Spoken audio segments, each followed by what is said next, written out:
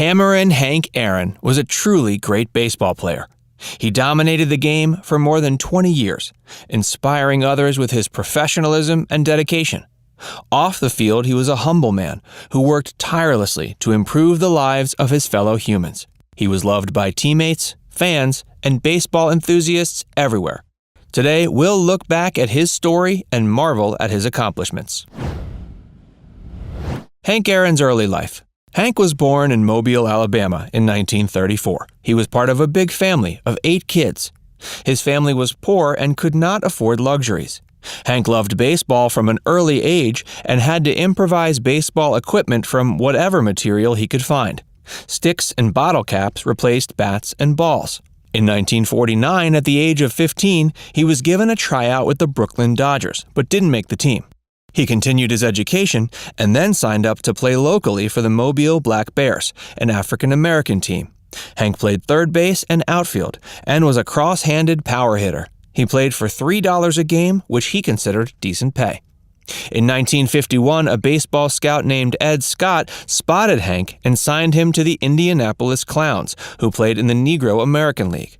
Hank's superb play came to the notice of both the New York Giants and Boston Braves. Hank chose to sign with the Braves as they were offering $50 per month more than the Giants. The Braves ran a farm team in the Northern League called the Eau Claire Bears. Many major league teams run farm teams at different levels, and the Eau Claire Bears were a Class C team. His one season with them made Hank realize changes were needed in his play. He dropped cross-handed hitting in favor of the standard technique. His play improved immensely, and he was named Rookie of the Year.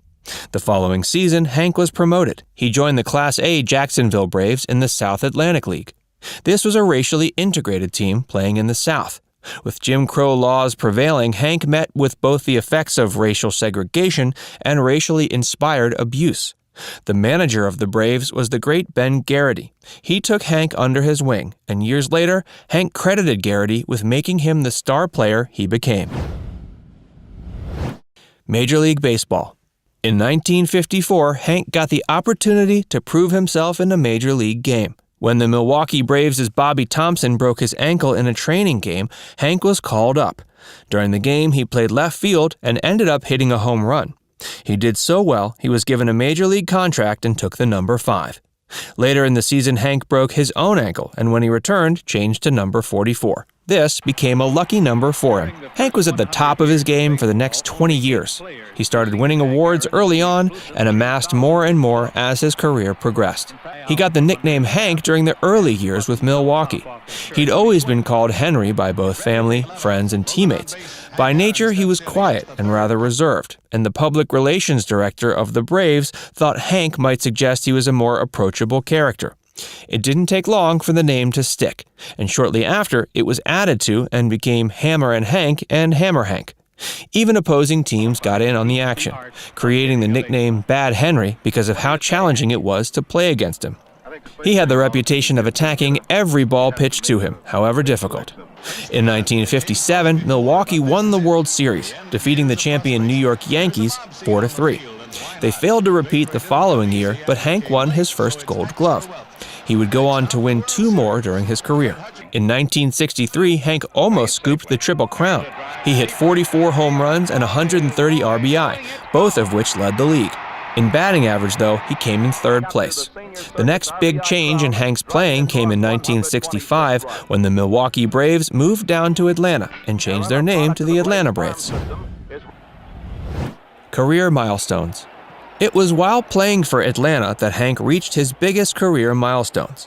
In 1968, he reached his 500th home run for the Braves in a game against the San Francisco Giants. The following year, he got to 537 home runs, which took him to 3rd place all time.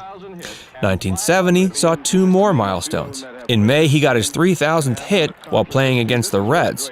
He also took the record for the most seasons achieving 30 or more home runs. His 600th career home run was in April of 1971. In 72, he knocked Willie Mays off of 2nd place in the home run list and broke the record for total bases with 6,134. By the end of the season, Hank had 673 career home runs, but it was his bases record that made him most proud. He felt it was a reflection of his being a team player. Babe Ruth held the record for career home runs with 714. Hank was getting close to the record, and the media and fans were getting excited.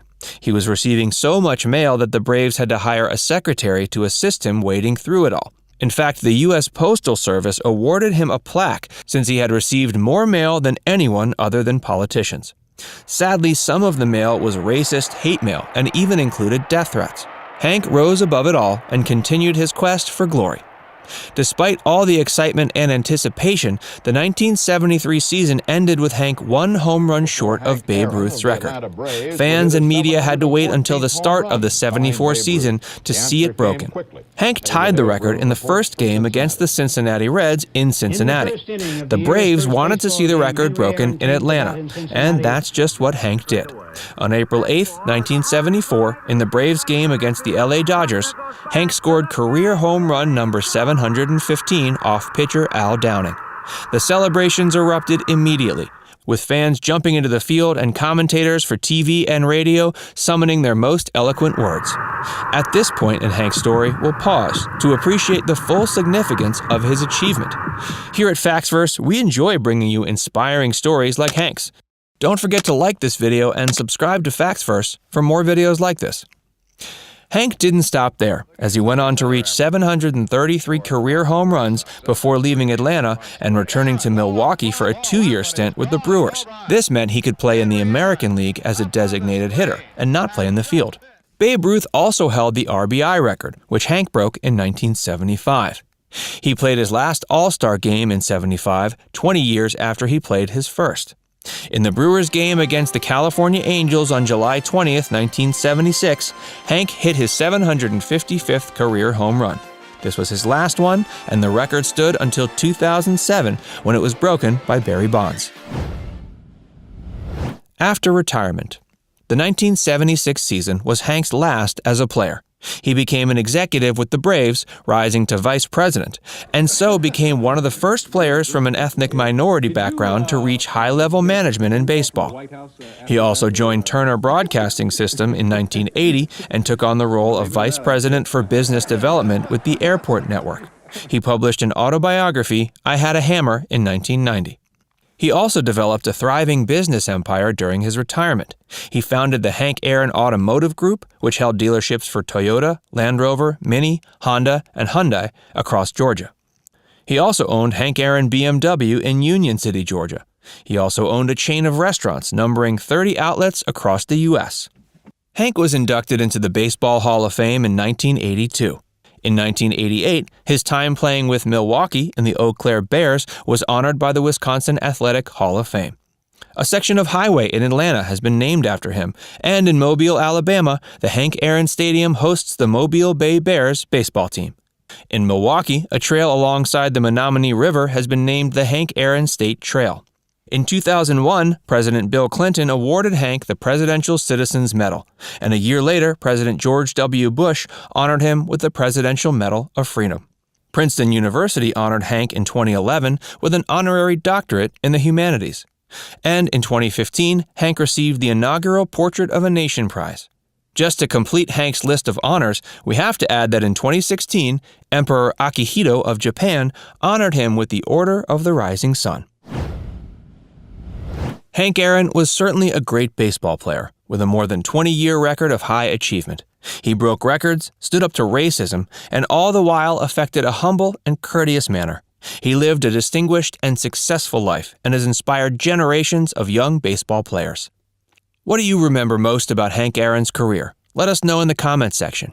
And before you go, make sure you give this video a like, subscribe to Factsverse if you haven't already, and click the bell icon to stay updated on all our latest content.